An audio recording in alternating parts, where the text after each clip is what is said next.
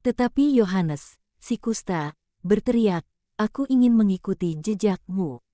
Katakan padaku apakah yang harus aku lakukan, kemanakah aku harus pergi untuk mewartakan Engkau?"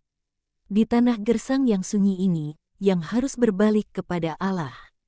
Biar kota Yerusalem menjadi ladangmu.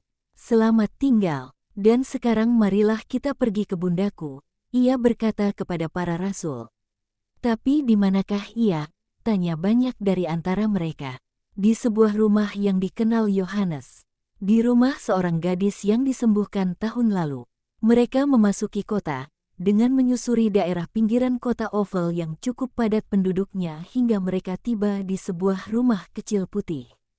Dengan salam ramahnya yang lazim ia memasuki rumah, yang pintunya setengah terbuka dan orang dapat mendengar suara emas Maria, suara merdu Analea dan suara serak ibunya.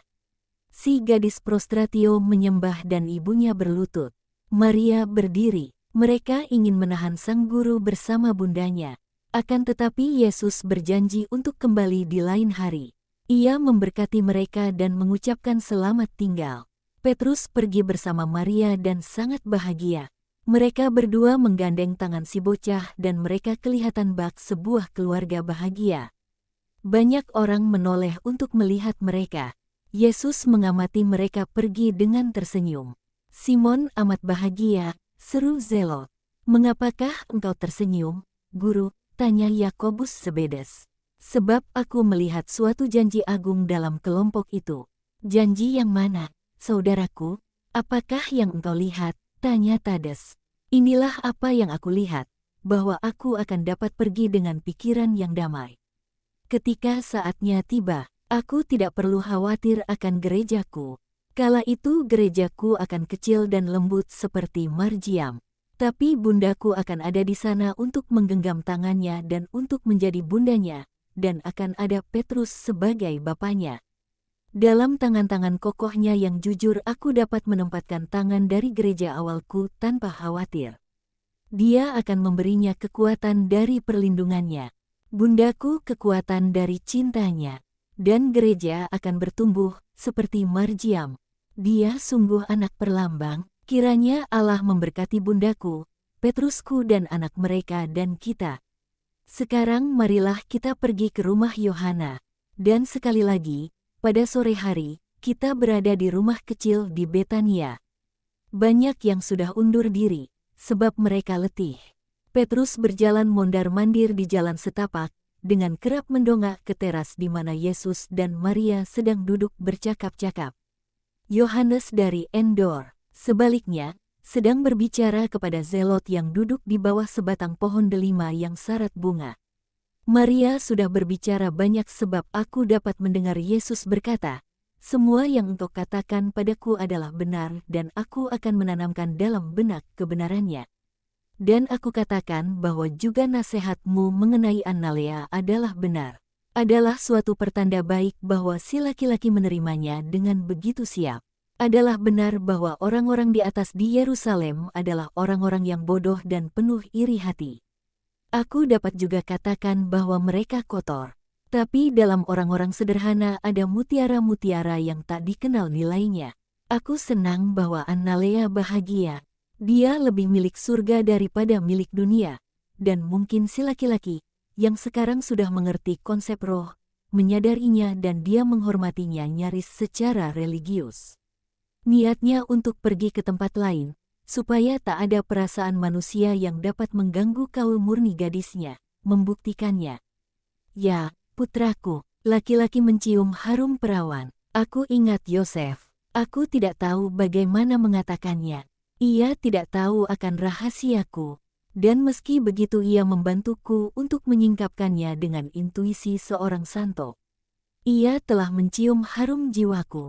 Juga Yohanes, lihat, betapa damainya dia. Dan semua orang mencarinya, bahkan Yudas dari Keriot, meski tidak, nak, Yudas belum berubah. Aku tahu dan engkau tahu. Kita tidak membicarakannya sebab kita tidak ingin memulai pertengkaran. Tapi bahkan meski kita tidak membicarakannya, kita tahu, dan bahkan meski kita tidak membicarakannya, yang lain-lain menyadarinya. Oh, Yesusku, Para rasul yang lebih muda menceritakan padaku hari ini, di Getsemani, peristiwa di Magdala dan yang lainnya di suatu pagi hari Sabat. Anak-anak yang tak berdosa berbicara, sebab mereka melihat melalui mata malaikat mereka. Tapi juga orang-orang tua punya gagasan. Mereka tidak salah. Dia adalah orang yang sulit dipahami. Semuanya sulit dipahami dalam dia, dan aku takut padanya dan pada bibirku ada perkataan yang sama dengan perkataan Benyamin di Magdala dan perkataan Marjiam di Getsemani.